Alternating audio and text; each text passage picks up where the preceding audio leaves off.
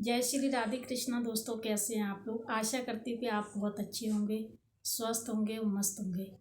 दोस्तों, सबसे पहले मैं आप सभी से माफ़ी मांगना चाहती हूँ कि कल लाइव जाते समय आप लोगों को मेरी वजह से डिस्टर्ब हुआ था।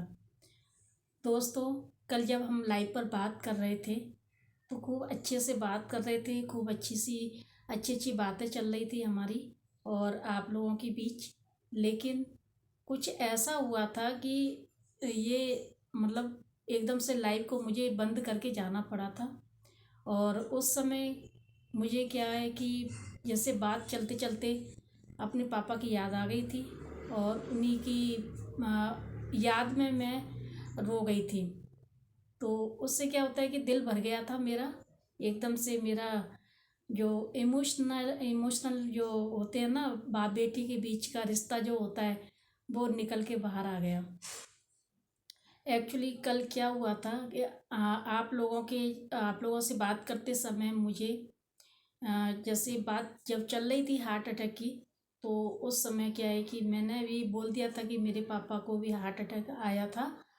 तब एक्चुअली क्या था कि जहाँ पे मैं कल खाना बना रही थी ना रसोई में, मैं रसोई में जाने के बाद मतलब जब मैं रोटी बनाती हूँ तभी मैं लाइव जाती हूँ, क्योंकि मुझे इतना टाइम नहीं मिलता है कि मैं स्पेशल बैठ कर के लाइव जाऊँ। और अब तो सर्दी के दिन आ गए हैं और छोटे छोटे दिन हो गए हैं, घर का काम भी बहुत सारा है, घर में सभी लोग हैं, सास ससुर हैं, बच्चे हैं, सभी लोग हैं। घर का अन्य कार्य भी मतलब काम होता है, खूब सारे काम होते हैं घर में। तो मैंने ये विचार करा था कि मैं खाना बनाते समय लाइव चली जाया करूँगी तो मेरा भी ये काम हो जाया करेगा। तो कल क्या हुआ था कि जैसे मैं लाइव जा रही थी तो उस समय जो हमारे यहाँ आप लोगों के और हमारे बीच जो बातें हो रही थी, तो वो ऐसा हुआ था। देखिए, जब मेरे पापा जिस दिन ख़त्म हुए थे ना, उस दिन मैं रोटी बना रही थी। जिस दिन मेरे पापा एक्सपायर हुए थे उसी टाइम पे मैं रोटी बना रही थी। मुझे कुछ नहीं पता था कि मतलब कुछ होने वाला है। मैं आपको बताती हूँ, वो जगह ऐसी है जहाँ मुझे एहसास हो जाता है। जैसे मैं रोटी बना रही थी तो कभी तो मेरे हाथ से तवा गिर रहा था, कभी मेरे हाथ से लोई गिर रही थी, कभी चिमटा छूट रहा था, कभी मैं जल रही थी और कभी दिल घबरा रहा था, कभी पैर कँपा रहे थे और कभी ऐसा मन कर रहा था जैसे मेरे अंदर से कोई आत्मा निकल रही हो। जैसे मतलब मैं रोटी बना रही थी उस समय, यही रोटी का टाइम था जो मैं कल लाइव गई थी ना, यही टाइम था रोटी बनाने का मेरा। और उस समय मैं ऐसा लग रहा था मुझे जैसे मैं फूट फूट के रोऊँ, खूब तेज तेज रोऊँ। और वो दिन मतलब कहते हैं ना कि हम तो चलो भूल जाएंगे, कोई नहीं, लेकिन जो अंदर की आत्मा होती है, जो अटैचमेंट होता है बाप बेटी का या अपना कोई भी होता है जिससे भी हमारा अटैचमेंट होता है ना, तो उस पीरियड में वो याद अपने आप आ ही जाता है। तो उसके बाद क्या हुआ था कि मेरा बिल्कुल रोटी बना मैं भजन सुनती थी। पहले की बात है, पहले मैं लाइव नहीं जाती थी। मैंने यूट्यूब अभी मतलब लाइव अभी जाने लगी हूँ। तो मैं भजन सुनती थी, भजन सुनते सुनते रोटी बनाती थी। लेकिन मैंने उस दिन भजन सुनने का रत्ती भर मन नहीं कर रहा था, बिल्कुल मन नहीं कर रहा था। मैं बुझी बुझी हो रही थी और मुझे लग रहा था ये रोटी जल्दी जल्दी बन जाए, मतलब मुझे परेशान हो रही थी कुल मिला के। कभी तो मेरा ये हाथ जल गया था, अंगूठा जल गया था, कभी नहीं जलता है मेरा गैस में रोटी बनाते समय। कभी तवा गिर रहा था और रोटी स्लिप हो रही थी बार बार उस समय। अब मैं समझ नहीं पा रही थी मेरे साथ में ऐसा क्यों हो रहा है। रोटी तो मैं रोज़ बनाती हूँ, रोज़ मैं खाना बनाती हूँ, ऐसा क्या हो रहा है। उस समय क्या था कि मेरे पापा के जो प्राण निकल रहे थे वो उसी समय निकल रहे होंगे, जो मुझे एहसास हो रहा था। ठीक है। फिर उसके बाद क्या हुआ कि मैं अंदर आ गई, अपने रूम में आ गई। वहाँ पे धुले हुए कपड़े पड़े थे और सभी लोग कमरे में बैठे थे। फिर मैंने पीठ फेर के बैठ गई थी, मैं दीवार की तरफ मुँह कर गई, मैंने किसी से बात नहीं करी और चुपचाप कपड़ों की तह बनाने लग गई। और मेरे हस्बैंड मुझसे बात कर रहे थे तो मैंने उनको बोला, मैंने कि आप खाना खा लेना, मैं खाना नहीं खाऊंगी, मुझे भूख नहीं लग रही है।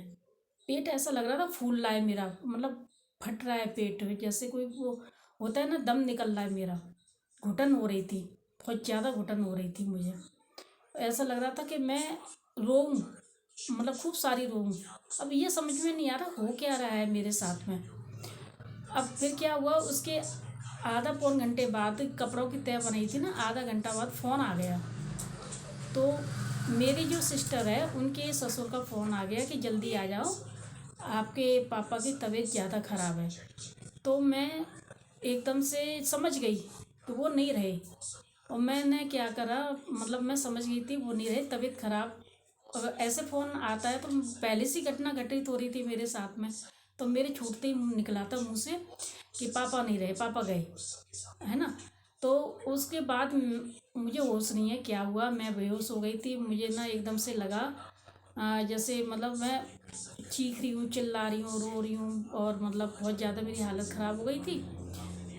तो ये वही टाइम था कल रोटी बनाते समय, और मैं इधर उधर अपना ध्यान भटकाती हूँ तो याद नहीं रहता है मुझे। और जब मैं बात चलती है तो काफ़ी सारी बातें याद आ जाती है दोस्तों। और कल मैं लाइव गई थी तो आप लोगों को मेरी वजह से परेशानी हुई थी, और थोड़ी सी मैं इमोशनल हो गई थी, तो उसके लिए मैं फिर से आपसे माफ़ी मांगती हूँ दोस्तों। और मेरा कोई इरादा नहीं था, और ये ऑटोमेटिक ही हुआ था मेरे साथ में। आप लोगों को अगर जैसे आप लोगों को नहीं अच्छा लगा होगा, मुझे पता है नहीं अच्छा लगता है। और आप लोगों का जो सपोर्ट है अ, उसके लिए आप सभी का मतलब शुक्रिया, धन्यवाद। और बस यही था कि मतलब मुझे ऐसा नहीं, मतलब मैंने खुद नहीं करा था, वो ऑटोमेटिक हो गया था। उसके लिए मैं आपसे कई बार माफ़ी मांग रही हूँ, लेकिन आगे से नहीं होगा। और अभी कुछ मेरे व्यूवर्स हैं, उन्होंने मुझसे सवाल पूछे कि आप कमेंट पर रिप्लाई क्यों नहीं करती हो। तो मैं कमेंट पर रिप्लाई इसलिए नहीं करती हूँ कि अगर मैं कमेंट पर रिप्लाई करने लग गई तो सभी के कमेंट आते हैं, सबको मुझे रिप्लाई करना पड़ेगा। फिर अगर मैं एक को करूँगी तो मुझे 10 को करना पड़ेगा, सभी मतलब जो भी मेरे सब्सक्राइबर हैं, तो मैं उनको भी करूँगी, फिर मैं रिप्लाई करते करते मुझे पूरा दिन हो जाएगा। तो उससे क्या होता है कि मेरा समय, जैसे मैं वीडियो बनाती हूँ ना, उस वो समय नहीं मिल पाएगा मुझे काम करने के लिए, मैं रिप्लाई में ही लगी रहूँगी। और फिर क्या होता है कि जब बातचीत शुरू होती है ना, रिप्लाई जब हम करते हैं, तो फिर कंटिन्यू बातचीत का दौर चलता ही रहता है। फिर इस वजह से फिर मैं रिप्लाई इसीलिए नहीं करती हूँ। लेकिन हाँ, मैं जो आपका जो अ, जैसे रिप्लाई का जो मेरा जो चैनल का वो लोगो है, वो मैं आप लोगों तक पहुँचा देती हूँ, ठीक है।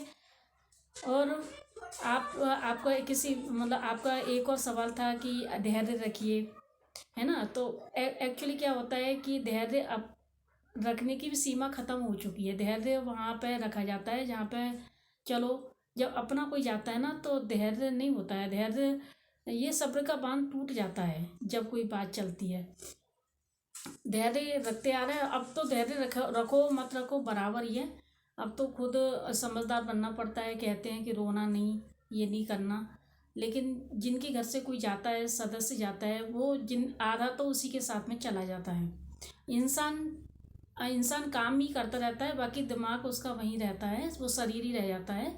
और वो सिर्फ जैसे वो विमुख हो जाता है लोगों से कि भाई ये ज़्यादा लगाव नहीं रखना है। लोग का मतलब अपने लोग छोड़ के चले जाते हैं, हम ही छोड़ के चले जाए तो हमारे बच्चे भी तड़पेंगे। तो यही है। और मुझे रोना इसलिए आ गया था, आपने पूछा था कि आप क्यों रोई। तो रोना ऑटोमेटिक आ गया था। मैंने अभी आपको बताया था कि ये घटना उसी समय की है जिस समय मैं रोटी बना रही थी। अब बात, जैसे ही पापा शब्द आता है तो मैं अपने ऊपर कंट्रोल नहीं कर पाती हूँ। और एक्चुअली क्या होता है कि उनकी, जैसे बहुत सीधे थे वो देवता समान थे, बहुत अच्छे थे, कभी किसी चीज़ के लिए मना नहीं करते थे, बहुत प्यार करते थे सबको। और उन्होंने सबके लिए बहुत कुछ किया है। और उन्होंने अपने लिए कुछ भी नहीं किया था, सब दुनिया के लोगों के लिए, घर के लिए बहुत किया था। अपने परिवार के लिए भी इतना नहीं किया जितना उन्होंने अपने जितने भी उनकी जान पहचान के थे उन्होंने इतना किया था। वो लोगों का भला करते थे, काफ़ी भला करते थे, बहुत अच्छे इंसान थे। और एक देवता समान थे। देवता समान थे। जो सीधा इंसान होता है उनकी आंखों में दिखता था कि बहुत दर्द मतलब उनकी आंखों में ऐसा लगता था कि इतना सीधा इंसान दुनिया में हो ही नहीं सकता। हर चीज़ के लिए हाँ हाँ हाँ करते रहते थे और उनको किसी चीज़ से कोई मतलब नहीं था। वो कहते थे मैं अपने लिए नहीं कर रहा हूँ, मैं सबके लिए कर रहा हूँ। तो फिर ऐसे इंसान के लिए तो ये भूल ही नहीं सकते हैं।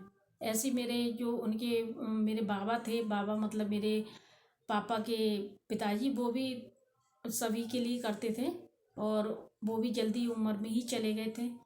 तो ये दो ऐसे शख्स हैं हमारे घर में, मेरे बाबा और मेरे पापा, कि ये देवता तुल्य हैं। इनको दुनियादारी से कोई मतलब नहीं था। इन्होंने दुनिया का भला करा था, इन्होंने सबको उठाया था और इन्होंने सबके लिए इतना किया था कि कोई कर ही नहीं सकता है। उनके लिए रोया जाता है जिन्होंने मतलब सिखाया है कि भाई सबके लिए भला करो, सबका भला करो। वो कभी स्वार्थी रहे नहीं थे, उन्होंने कभी अपने लिए सोचा ही नहीं था। उन्होंने सिर्फ दुनिया के बारे में सोचा। सब मेरे बाबा ने और मेरे पापा ने लोगों के बारे में ही भला करा था। कई नौकरियां लगवाई थी, कई सारे जो भी कार्य थे वो करे थे बाहर वाले लोगों के लिए। काफ़ी उन्होंने, उनका नाम है पूरे उसमें यूपी में पूरा उनका नाम है। और आज भी अगर बात करी जाए तो उनका आज भी सम्मान किया जाता है। उन जहाँ वो पद पे थे, उनका, मेरे जो बाबा थे उनका पद का सम्मान किया जाता है। कोई उनको भूला नहीं है, भूल ही नहीं सकते हैं। वो तो एक हमारे जैसे कहते हैं कि छत थे, बहुत बड़ी मजबूत छत थी दोनों। और बस ऐसे इंसान मिलना मुश्किल है, दुनिया में दोबारा मिलते नहीं हैं। और दोस्तों, मैं फिर एक बार आपसे माफ़ी मांगती हूँ क्योंकि लाइव जाते समय कुछ ऐसा हो गया था कि ऐसा आप लोगों को तकलीफ़ हुई थी। इसीलिए मैं फिर से एक बार आप लोगों से माफ़ी मांगती हूँ और आप लोग सपोर्ट करिए और आप फील मत करिए इस बात का। और आप लोगों की कोई गलती भी नहीं थी और ये सब ऑटोमेटिक हो गया था। और आगे से हम ऐसी कोई बात नहीं करेंगे, सिर्फ नॉर्मल बात करते रहेंगे लाइव जाने तक। और आप लोग अपना एंजॉय कीजिए, माइंड मत कीजिए, किसी बात का सोच विचार मत कीजिए, ठीक है। बस मेरा यही था, आप लोगों के लिए मैं वीडियो बनाकर लाई थी। मैं आप लोगों के लिए सारे सवालों के जवाब आपको देने के लिए। और अगर आपको वीडियो अच्छा लगा हो तो इसे लाइक कर देना, तो मैं समझ जाऊंगी कि हाँ आप लोगों को मेरी वीडियो में सच्चाई नज़र आई होगी। तो आप इस बेस पर लाइक कर देना ताकि मैं समझ जाऊँ। तो मुझे आगे दीजिए, मेरा पूरा जो आपका जो डाउट था वो क्लियर हो गया होगा। और फिर आगे से हम लाइव जाएंगे, एंजॉय करेंगे, बातचीत करेंगे, अच्छे से एक दूसरे का सब सपोर्ट करेंगे। खूब आप अपनी परवाह का ध्यान रखिए, सेहत का ध्यान रखिए, खुश रहिए, मस्त रहिए। जय श्री राधे कृष्णा।